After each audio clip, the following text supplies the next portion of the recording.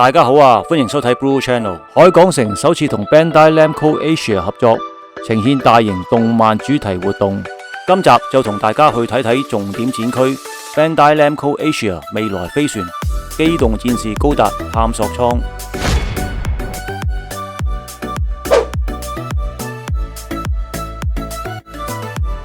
我哋嚟到海運大廈露天廣場，呢座5米高嘅元祖 RX-78-2高達已經喺度踎咗個幾月㗎喇，相信亦都有好多朋友嚟咗打卡。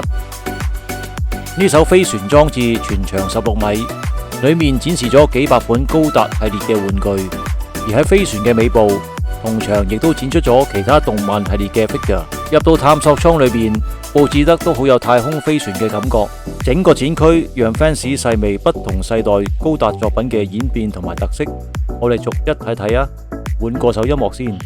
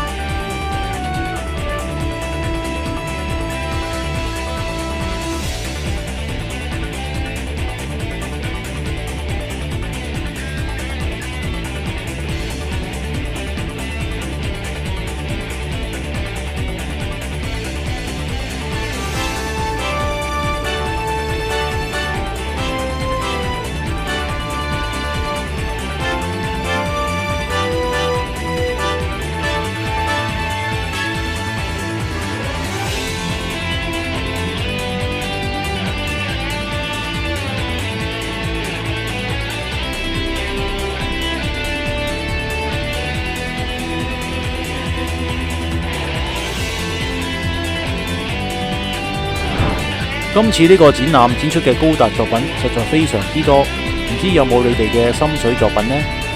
今集嘅機動戰士高達探索艙就睇到呢度啦，下集見，拜拜。